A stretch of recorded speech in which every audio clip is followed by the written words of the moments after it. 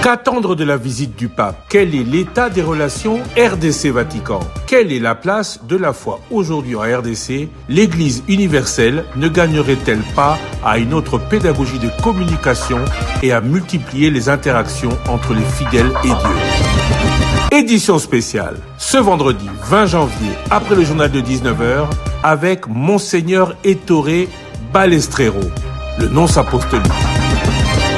Top Congo FM 88.4, première radio d'information en République démocratique du Congo. Chers auditeurs, chers téléspectateurs, bonsoir. Bienvenue dans cette édition spéciale du 31 janvier au 3 février prochain. Le pape François sera à Kinshasa. Après 38 ans, la RDC, hier Zaïre, recevra un souverain pontife pour apporter un souffle nouveau aux Congolais qui l'attendent de grand cœur, indiqué récemment l'ambassadeur Deogracias Ndagano de RDC au Vatican. Pour en parler aujourd'hui, édition spéciale, nous sommes avec vous, nonce apostolique, entendez ambassadeur du Vatican en RDC, Monseigneur Ettore Balestrero, bonjour. Bonjour à tous. Meilleurs vœux en ce début d'année. Merci. Vous êtes le représentant du pape depuis 2018 ici en République démocratique du Congo. On parle de nouveau souffle que nous amène le souverain pontife. Quel sera ce souffle, Monseigneur Balestrero? Et le souffle d'un père qui vient à visiter un pays qui est très cher à son cœur. Le Congo est le pays africain avec le plus grand nombre de catholiques, plus ou moins 43%, c'est-à-dire autour de 45 millions, disons. C'est le pays africain où l'Église a une histoire longue, c'est-à-dire que le premier évêque de l'Afrique noire venait du royaume du Congo. Bien sûr, les frontières n'étaient pas les mêmes du Congo actuel, mais c'est de toute façon très significatif. Le Congo, n'est pas n'importe qui dans l'Église universelle, parce que c'est, je crois, le 7e pays en termes de nombre de catholiques. Et je dirais encore plus, le Congo est un pays synthèse du magistère du pape pendant tout son pontificat. Ici, vous avez les sujets qui sont très chers au cœur du pape et de l'Église. Le thème de l'évangélisation, le thème de la mission, même des thèmes comme la pauvreté, le conflit, les migrations, la protection de l'environnement sont tous des sujets très importants, très actuels ici. Donc c'est la visite du Père à ses fidèles catholiques, mais c'est aussi la visite d'un ami à un pays qui a besoin d'un souffle de réconciliation, qui a besoin d'un souffle, je dirais, qui les aide à cicatriser de blessures qui sont sanglantes, encore sanglantes. C'est le souffle de quelqu'un qui, au nom de Dieu, vient à demander pardon pour toutes les attaques, les meurtres, les massacres qui ont eu lieu dans les années passées, mais qui ont lieu encore aujourd'hui. Demander pardon à Dieu et demander aux hommes de ne le pétir plus. C'est le souffle de celui qui vient au nom de Dieu à dire aux Congolais de tourner la page, les inviter, les encourager et les accompagner à tourner la page parce que les Congolais eux-mêmes veulent le faire. Ils viennent pour vous écouter, ils viennent pour vous aider. Beaucoup de choses à faire en 3 jours. Je reviens sur le 7e pays du monde, le premier pays d'Afrique, en importance, 38 ans depuis Jean-Paul II. Le pape Benoît XVI, paix à son âme, n'est pas venu. Comment expliquer un si long silence? Il y a eu, pourtant, entre-temps, d'autres pays, d'autres visites sur le pays africain de la part du souverain pontife. Oui, parce que le pape Jean-Paul II est venu 2 fois en Afrique. Le pape Benoît, il devait se rendre aussi à visiter quelques autres pays africains. Par exemple, il s'est rendu en Angola, il s'est rendu au Cameroun, par exemple. Et maintenant, le pape François, depuis longtemps, voulait venir. Et finalement, le rêve devient réalité. C'est un voyage qui a été préparé, je pense avec beaucoup d'aide, avec beaucoup d'engagement, que les Congolais attendent beaucoup et que les papes même attendent beaucoup de faire. Le pape qui déclarait en début d'année qu'il pourra enfin se rendre. Qu'est-ce qui l'en empêchait jusque-là? C'est vrai qu'il y a eu un report il y a 3 mois. Un report que beaucoup ont regretté du fait de sa santé. Cela ne l'a pas empêché quelques semaines plus tard à se rendre au Canada. Vous avez compris l'amertume, la déception des Congolais à ce moment-là et l'impression qu'ils avaient que non, peut-être que ce pays, pour des raisons multiples, qui sont peut-être pas d'ailleurs du fait des populations et des fidèles, n'était pas fréquentable. Oui, ça c'est un peu congolais la chose. C'est-à-dire, les Congolais, on était déçus et nous tous étions très un peu déçus mais quelque chose qui est dépassé le Saint-Père. Mais j'ai vu aussi les Congolais être très contents et très réjouis quand on a annoncé que le pape venait. Parce que ça a démontré que quand il avait dit la visite est reportée, ce n'est pas annulé, c'était la vérité. Et il a pris la première occasion pour retourner et ce qu'il fait maintenant. Donc le Congolais, aussi le voyage aussi, on doit considérer que pour un pape de 86 ans, un voyage de 3 jours et demi ici et de 2 jours au Sud-Soudan, ce n'est pas un voyage trop simple. C'est un voyage qui demande beaucoup d'efforts. Et alors, il voulait être en des conditions un peu mieux, même si encore il a quel problème avec sa jambe, il a beaucoup amélioré. Mais il est maintenant en condition de se rendre ici pour saluer les gens, pour regarder les personnes dans les yeux, pour que chaque Congolais puisse se sentir visité par le pape. Pas seulement les personnes qui directement le verront, mais tout le pays, toute la population doit se sentir visitée par le pape. Toute la population. Il était prévu Goma, annulé pour des raisons de la guerre. Goma a été annulé pour la question, un peu pour réduire le voyage, comme a été fait le cas avec le Sud-Soudan. Le pape devait originairement aussi se rendre dehors de Djouba. À la fin, il a un peu simplifié. Deuxièmement, le deuxième point est bien sûr la situation sécuritaire, parce que ce n'est pas seulement la question d'aller à Goma le moment que le pape arrive, mais c'est aussi le moment nécessaire de se rendre à Goma pour préparer la visite. Maintenant, Kibumba, que c'est le lieu où le pape devait célébrer la messe, c'est une des frontières invisibles entre le parti de territoire contrôlé occupé par le M23 et la partie encore contrôlée pour les FARDC. Donc, on voit bien que n'aurait été pas possible. Mais le pape ne se rend pas à Goma, mais c'est Goma qui vient voir le pape. Il y aura ici à l'Annonciature une rencontre qui sera très importante du pape avec les victimes de toutes les violences, surtout de l'Est du pays. Donc il y aura des représentants de Nord Kivu, de Sud Kivu, de l'Ituri aussi, précisément pour donner un message de consolation, pour cicatriser un peu les blessures et pour inviter à se réconcilier. Quel est l'état aujourd'hui des relations entre le Vatican et la RDC ? L'état, je dirais bien, très bon. On a entré en vigueur récemment, après la visite du président Félix-Antoine Tshisekedi Tshilombo au Vatican, est entré en vigueur un accord de cadre entre le Saint-Siège et la RDC. Mais après, on a même, signé et sont entrés en vigueur des accords spécifiques sur des sujets de commune collaboration. En matière de santé, en matière d'éducation, sont tous les domaines. L'Église au Congo a quelque chose comme 700 écoles maternelles, 12 400 écoles primaires, 5 400 écoles secondaires de ceux qui sont contractés, donc publics. Ce signifie autour de 6 millions de personnes qui vont. 40% plus ou moins de services sanitaires sont gérés par du personnel de l'Église catholique. Donc, tout ce signifie qu'on doit collaborer et on veut collaborer de la manière la plus efficace pour le bien de la population. Et cette volonté, je dirais, partagée de part des autorités civiles et de part des autorités de l'Église catholique. Les relations ou les liens entre les deux pays ne sont que d'ordre éducationnel ? Non, bon, c'est aussi à noter que c'est important. Cette maison où vous êtes maintenant, dans les prochains jours, va accomplir 90 ans.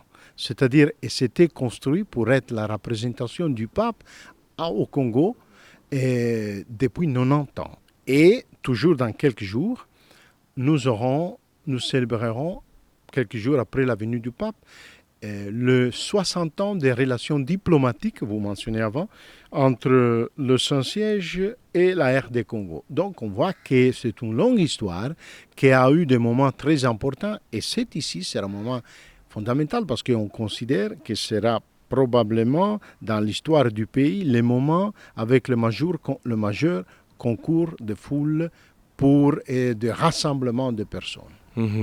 Retour à l'éducation, 12 000 écoles, vous les citez. Écoles primaires.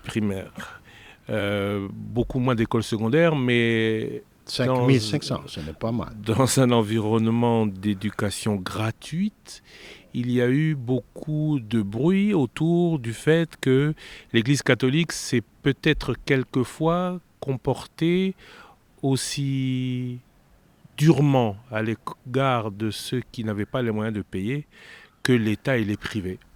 Vous avez utilisé la parole juste de bruit, mais il n'y a pas de substance. C'est-à-dire que la réalité, ce n'est pas comme ça. Le problème, l'Église veut aussi la gratuité parce que ça aide la population. On doit aussi avoir les structures, la possibilité pour accueillir les personnes et les professeurs qui augmentent pour lui aider à avoir cette gratuité. Après, je crois, en réalité, le problème était seulement en très peu d'écoles.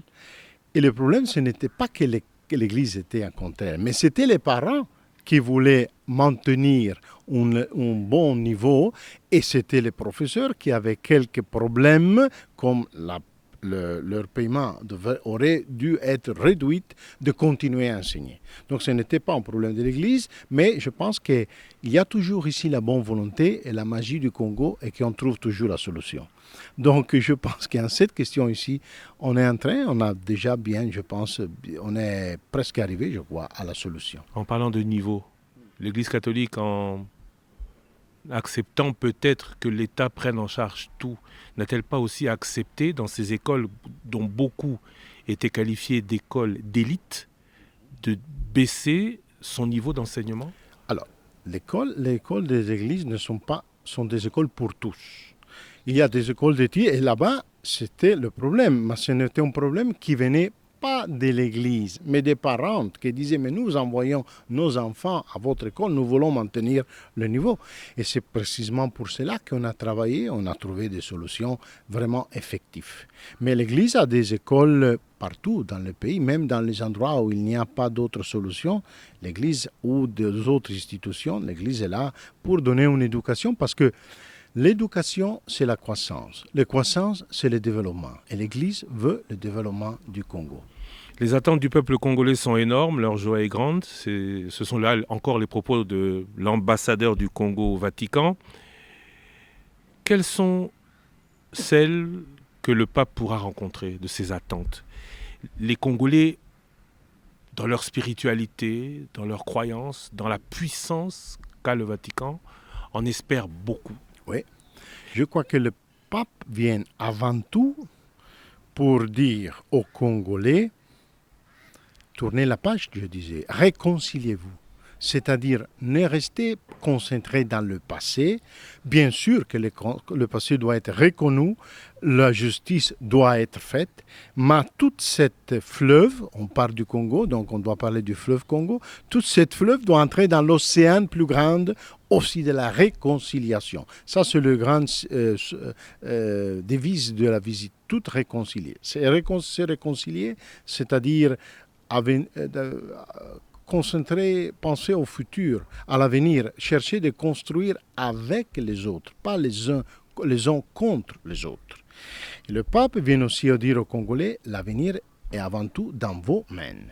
Donc vous ne devez pas déléguer aux autres votre avenir. Mais le pape dit aussi à tout le reste du monde, regardez le Congolais, vous ne pouvez pas les laisser seuls. Surtout si vous me permettez, il va dire au monde, vous ne devez pas considérer le Congo comme un problème qui continue, qui traîne. Mais ce n'est pas un problème, c'est une urgence morale qui ne peut pas être négligée et ne peut pas être oubliée. Tous réconciliés, entre nous Congolais, on va y revenir, ou aussi avec notamment notre voisin. Récemment, et à de multiples reprises, le pape s'est exprimé sur la guerre en Ukraine. Est-ce que l'arrivée du pape, médiatiquement on n'en doute pas, parce que beaucoup d'attention seront concentrées sur la République démocratique du Congo, mais devrait aussi pouvoir vaincre le silence autour de cette guerre ignorée. On parle beaucoup de l'Ukraine, on ne parle pas beaucoup du Congo, on ne parle pas beaucoup du Rwanda qui agresse le Congo. On doit se réconcilier entre nous, oui, mais est-ce que l'Église, le Vatican peut faire quelque chose pour que cette réconciliation ait lieu aussi, entendez, pour que la paix revienne? Je suis tout à fait d'accord. C'est-à-dire, un des buts de ce voyage est précisément faire le focus sur le Congo, que le monde puisse ouvrir les yeux à ce qui se passe ici. On ne peut pas négliger. Et ce sera l'occasion, parce qu'il y aura des journalistes de tout le monde, et ce sera même l'occasion de montrer le vrai visage du Congo. Et sera l'occasion pour que tout le monde puisse se rendre compte de ce qui se passe ici et agir de conséquence. C'est précisément un des bouts de cette visite. Aider le monde, oublier le monde et dire au monde, on ne peut pas oublier ce qui se passe ici. Il y a des personnes qui sont créatives, qui ont toujours été capables de trouver des solutions créatives à leurs problèmes, mais ils ont même besoin de la collaboration de tous. On parle du pape, on parle de foi, on parle d'amour. Est-ce que le Vatican va aussi parler au cœur de ceux qui maintiennent cette instabilité à l'Est? Bon, le pape va parler, bien sûr, au cœur de tous ceux qui sont impliqués d'une manière ou de l'autre dans les violences qui se passent là-bas. Donc, je ne sais pas exactement, bien sûr, ce qu'il va dire, vous devez le demander à lui, mais ce que je sais, c'est que la rencontre avec les victimes ici, précisément, a été pensée pour permettre au pape d'écouter ce qui se passe là-bas, pour donner un message qui puisse arriver pas seulement aux victimes, mais aux bourreaux. Et nous savons bien que les bourreaux ne se trouvent pas seulement au Congo, on doit aussi regarder tout autour. Et donc dire à tout le monde, mais parcourez le chemin de la paix, parcourez le chemin de l'amitié, ou pour le moins du respect, parce que c'est le seul chemin qui vous permettra tous ensemble de grandir. Sinon, ce sera toujours l'un contre l'autre, et à la fin, on ne va pas à gagner. Il y aura quelqu'un qui gagne, mais la victoire, en ce genre de victoire, ce n'est jamais une victoire pour toujours. Vous avez dit, vous ne savez pas ce que le pape dira, on n'aura qu'à lui poser la question, il s'exprimera à la presse notamment? Oui, quand il vient, quand il retourne, il fera le retour après son voyage ici au Congo. Il ne s'exprimera pas directement ici, à la presse locale? Pas ici. Les frères qui ne le souhaitent pas ne se réconcilient jamais. Mais le pape peut-il jouer de son influence dans la recherche d'une cohésion entre Congolais et agresseurs et étrangers, mais aussi entre Congolais? On sait qu'aujourd'hui au Congo, il y a aussi beaucoup de problèmes en interne. Tous réconciliés, ça c'est le maître mot de cette visite. Qui compte réconcilier le pape ici au Congo? Le pape souhaite, il ne veut pas imposer la réconciliation, il veut proposer le chemin de la réconciliation. Et il invite tout, parce que c'est un chemin qui doit être parcouru par tous. Donc c'est pour cela qu'il va rencontrer tous les différents, milieux. Il va rencontrer le gouvernement, aussi les représentants du corps diplomatique, les représentants des institutions. Il y aura aussi les représentants de l'opposition, parce que les institutions représentent tout le monde. Si on vient pour rassembler, on doit les rencontrer tous. Il y aura aussi la messe, et la messe, le rencontre avec les jeunes, parce que le Congo est un pays jeune, que le 48% de la population a moins de 18 ans. Et la messe et le rencontre avec les jeunes et tous les autres rencontres sont gratuits. Donc il n'y a rien à payer pour ces rencontres. Et c'est précisément pour permettre à tout le monde de l'écouter. Et le pape rencontrera les évêques, le prêtre rencontrera le prêtre. Donc c'est un effort à faire il y aura aussi les représentants des autres religions. Donc c'est vraiment un effort qu'on veut faire, on invite à faire ensemble pour le bien de la population, pour le bien du Congo. On a souvent vu l'Église prendre parti, pas pour ou contre, on ne va pas aller dans ce genre de considération, mais prendre parti quand même dans la politique. Est-ce qu'elle est toujours à la suite des messages du Vatican? Et est-ce que le pape aura aussi un message autant tranché que l'Église quand elle prend position? Donc l'Église, en tant que telle, elle est ici et son mission, ce n'est pas de faire la politique. Donc l'Église est, même au Congo, pour annoncer Jésus-Christ, pour dispenser son salut et pour témoigner sa charité. Or, ce qui se passe est que dans l'histoire, cette histoire aussi, l'Église a eu, une histoire aussi d'accompagnement de la population dans la concrétisation et la consolidation de la conscience démocratique. Et aussi l'Église est la porte-parole de la population. Mais soit l'Église, soit les autorités sont toujours à service de la même population. Et donc, c'est vrai qu'il y a eu, dans l'histoire, je dirais même avant que je venais, il y a eu des tensions, mais on doit dire, et ça c'est la magie du Congo, que je trouve qu'à la fin, les deux côtés sont conscients que les uns ont besoin des autres. Et donc, il y a une autonomie de l'Église locale, respect le Vatican. Ce n'est pas que le Vatican doit dicter tout ce que doit être. C'est l'Église, le Vatican et l'Église locale travaillent ensemble pour le bien de la population. Et au niveau local, je vois qu'à la fin, il y a même une collaboration réelle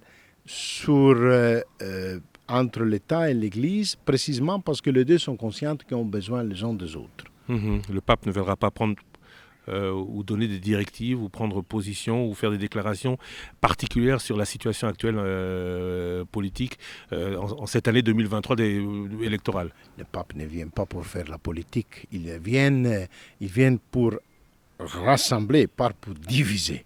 Et donc ça c'est le message qu'il vient amener. Il vient à donner deux principes de comportement qui sont nécessaires pour tout le monde.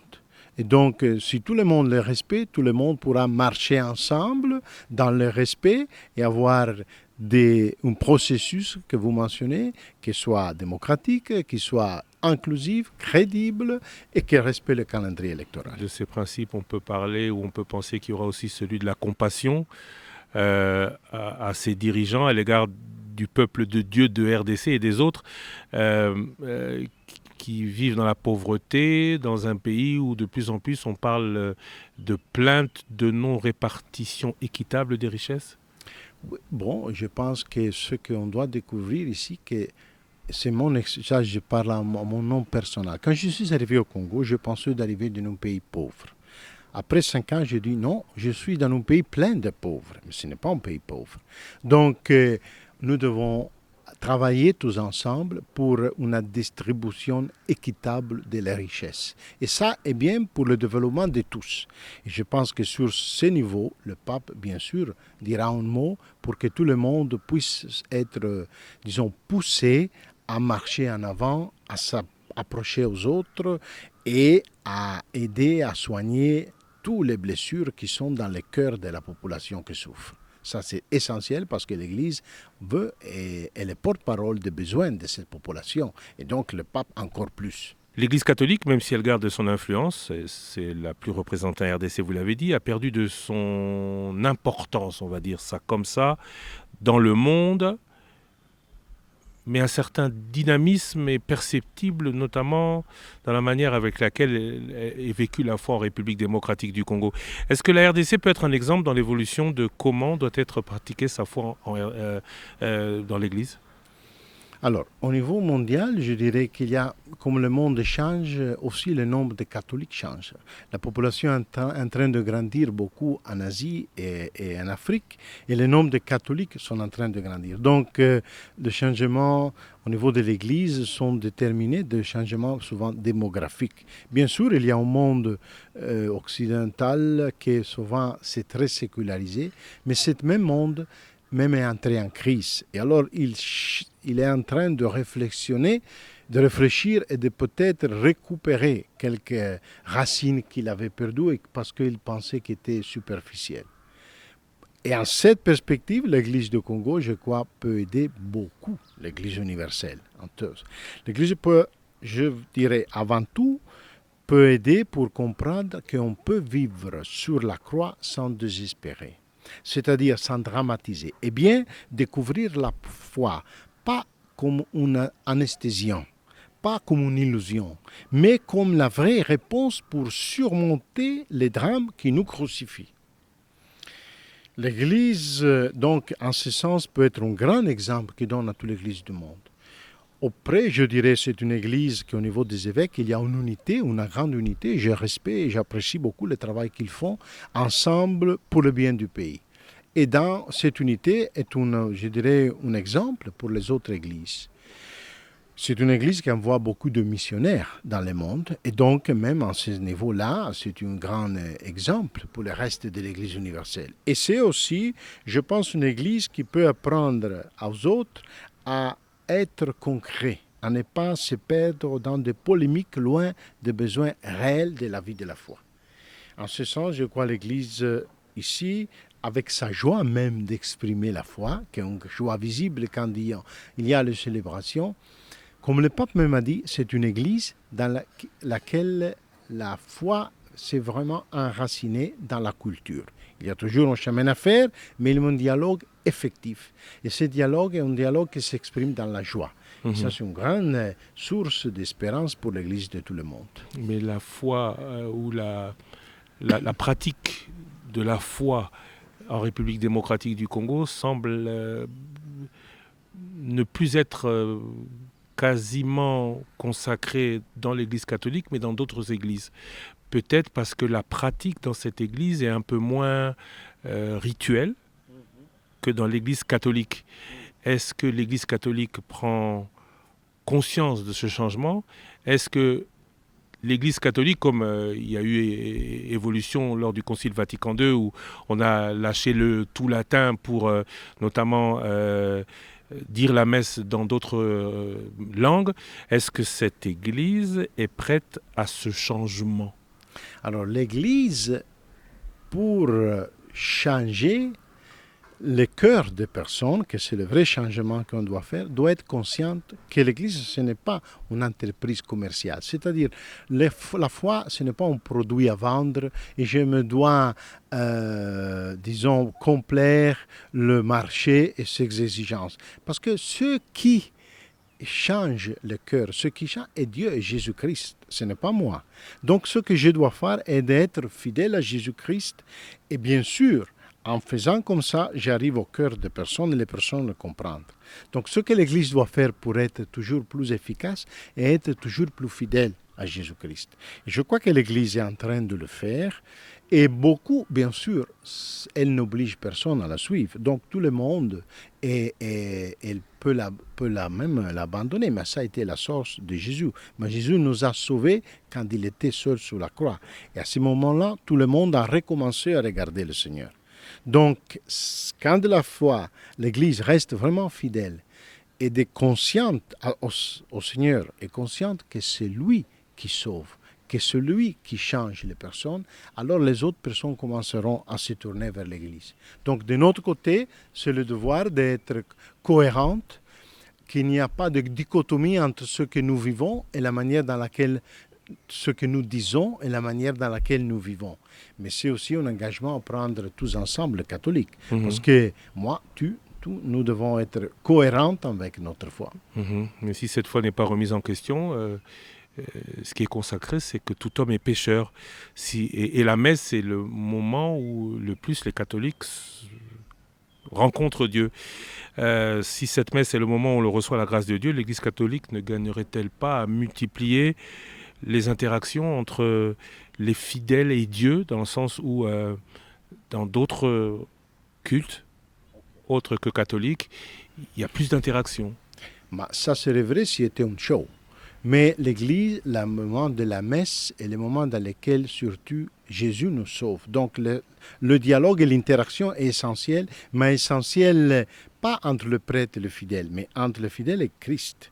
Alors, il y a des autres moments dans lesquels Dieu, Christ, il nous parle et il nous sauve dans l'écoute. C'est le moment de l'écouter. Parce qu'on a toujours la tentation d'aller dans l'église et d'imposer à Jésus ce que nous voulons. Mais c'est lui le sauveur. Ce n'est pas moi qui me sauve, c'est lui qui me sauve. Moi, je dois l'écouter. Et le moment de la messe est précisément pour recevoir un enseignement pour ma vie. Bien sûr, il y a des autres moments, et il y aura des moments aussi ici au Congo, quand l'Église écoute. L'Église écoute pendant la catéchèse. L'Église écoute quand le pape vient ici et écoutera avant tout les jeunes dire leur expérience, le prêtre dire leur expérience, les victimes dire leur expérience. Après cette écoute, l'Église, en force de son message et du message qui vient de Jésus, pourra donner la réponse qui tombe précisément comme une réponse aux exigences actuelles et réelles de la population. Il y a une phrase consacrée qui dit « Ne regarde pas nos péchés, mais la foi de ton Église ».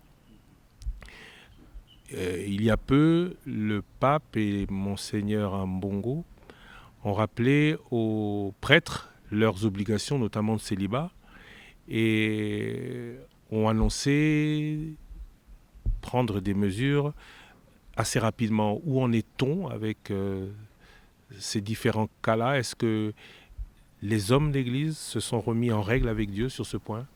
Je pense qu'il y a une grande conscience. Ce n'est pas quelque chose de nouveau en réalité. La discipline, parce que de discipline de l'Église, de prêtre, nous parlons, a été toujours la même.